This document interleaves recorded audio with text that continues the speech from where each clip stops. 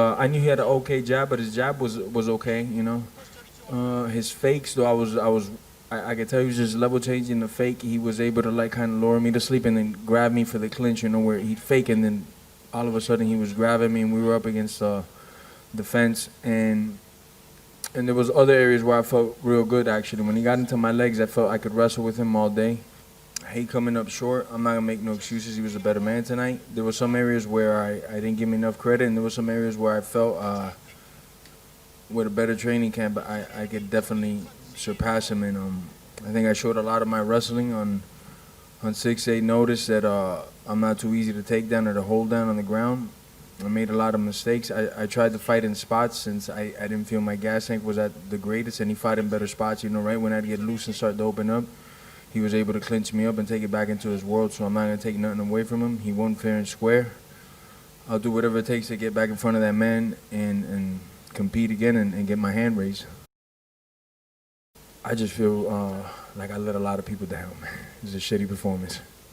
Even if I didn't get him in the first, as long as I picked my spots and exploded, I could do well. And like maybe there was a couple times I hurt him, and as soon as I started to open up, boom, he'd be able to take me into his world and zap a little bit of the energy. Didn't let me get moving too much, you know. I didn't keep it in my world long enough for me to actually do damage and sustain that damage, keep that damage coming so it could accumulate and hurt his gas tank. The weight cut was tough, like everybody knows. I had a little bit of weight to cut, but I'm not gonna sit here and make excuses. He won. I gambled the dice on myself. I knew I didn't have the greatest gas tank coming in, but I'm still a dangerous man. 6 days, 1 day, 6 weeks. So hats off to him. We'll do it again. Can you share what Dana had to say with you? It looked like you guys had a conversation as well. I did very well in the wrestling department. He said I stuffed a lot of takedowns. I don't know if he was just being nice or not, man, because I felt like I didn't perform well, you know, but thanks to Dana for giving me an opportunity to be here. Since I've moved up to 170, I haven't had to cut weight more than like 8-9 pounds, and it's something that when I left 155, I told myself I wouldn't be doing no more. So for the next fight, I'll make sure that I'm back on schedule. I got barely any weight to cut, and I'll be feeling great, whoever the opponent is. I don't know if I'll be coming back at the end of the year or early next year. I'm going to sit down with my management and figure that out. But whoever it is next year, I just want to come back and get a stoppage and be in peak shape, have a six-pack when I get out there, you know, look right, you know.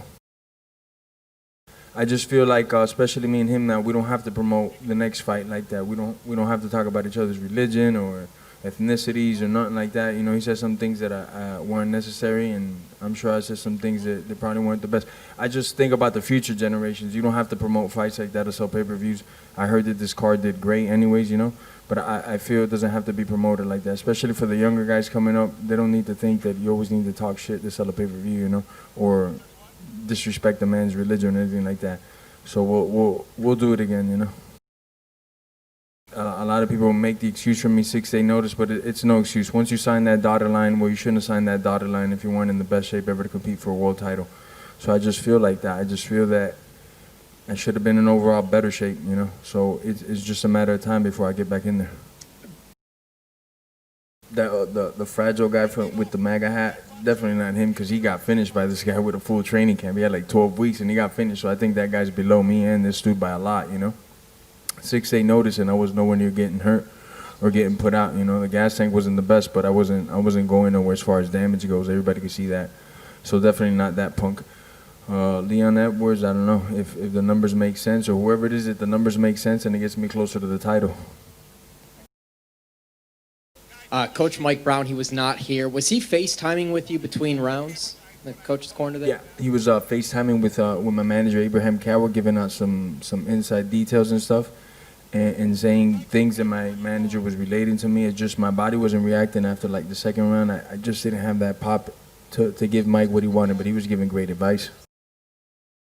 I overestimated him. You know, he got into my legs a couple times and I was able to scramble real well. He got some takedowns. I was able to stand up without using too much energy. But just him pressing me up against the cage was very nice how he did that. He was able to keep me there, and when I'd start to move, I'd feel that he'd change off to other things. So I definitely got to work on that.